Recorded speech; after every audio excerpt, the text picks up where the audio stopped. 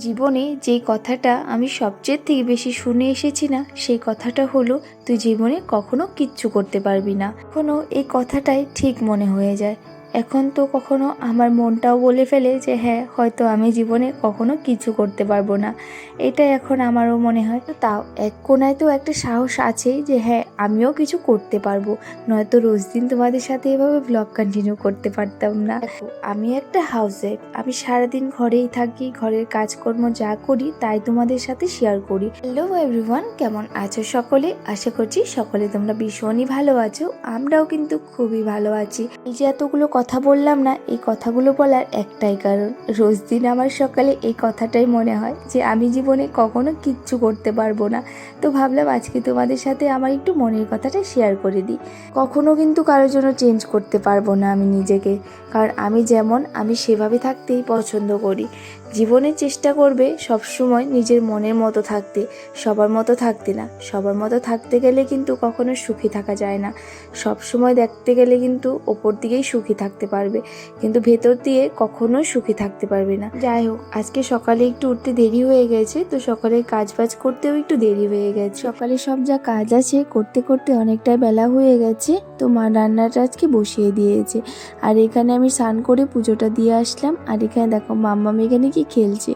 তারপর আজকে আবার ভাই ফোন করে বলল ওই দিন চকলেট কেক বানিয়েছিলাম, তো ভাই বলছে আমার না খেতে ইচ্ছে করেছে।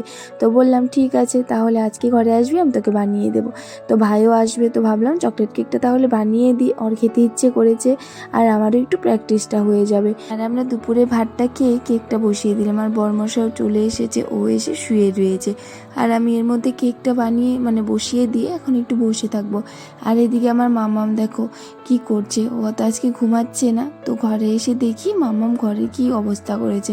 কাপড়গুলো ধুয়ে দিয়েছিলাম, সোফাতে রেখেছি, তো সেই সবগুলোই কাপড় এখানে দেখো নামিয়ে ছড়িয়ে ছিটিয়ে রেখে দিয়েছে। মশাই দোকান থেকে আসার পরেই বলছে ওর নাকি শরীরটা তেমন একটা ভালো লাগছে না। তো এসে ভাতটা খেয়ে তারপরে জায়গাখানে ঘুমিয়ে আছে। তো ভাবলাম একটু পরে ডাক দেবো ওকে, এখনই ডাক দেবো না। প্রায় 40 মিনিট পর আমি রান্নাঘরে আসলাম কেকটা চেক করার জন্য। এসে দেখি কেকটা সুন্দর করে বেক হয়ে গেছে। এই যে এখন নামিয়ে নিলাম। আর আজকে কিন্তু চকলেট কেকই বানাচ্ছি। তো আমি তো কেকটা দেখে ভীষণ খুশি হয়েছিলাম। আর কেকটা ঠান্ডা করে আইসিং করে নিলাম, ক্রিম দিয়ে সুন্দর করে ডেকোরেটও করা হয়ে গেছে। আর আজকে না তেমনভাবে কোনো ডেকোরেশন করিনি, সিম্পল ডেকোরেট করেছি। আর ভাইও এসে পড়েছিল, তো ওর সাথে অনেকক্ষণ বসে বসে গল্প করলাম। আর এর মধ্যে মামাম তো ভীষণই খুশি, মামাম ওর মামাকে পেয়েছে না। আর ভাই এসে আবার দেখো এখন মোবাইল দেখা শুরু করে দিয়েছে। আর আজকে প্রচণ্ড পরিমাণে গরম দিয়েছে। আর এর মধ্যে আমি দিয়ে দিয়েছি আবার মাথায় তেল। সকালে উঠে তেল দিয়েছি, ভেবেছিলাম শ্যাম্পু করব, কিন্তু আজকে আর শ্যাম্পু করতে পারিনি। মা বললো আজকে নাকি পূর্ণিমা আছে, তো তার জন্য শ্যাম্পু করিনি, কালকে করব ভেবেছি। আর এখানে দেখো কেকটা ফ্রিজ থেকে বের করে নিয়ে আসলাম।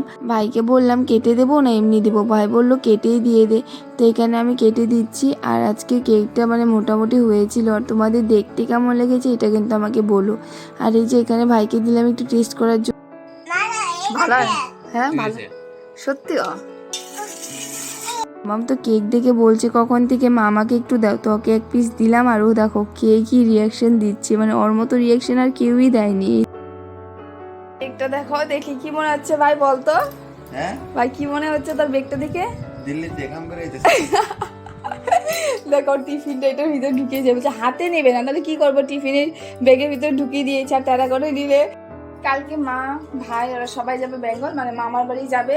তো আমি যেতে পারছি না, আমি 5 বছর থেকে আমি মামার বাড়ি যাই না। তো বিয়ের পর সত্যি ভাই 5 বছর হয়েছে, 6 বছর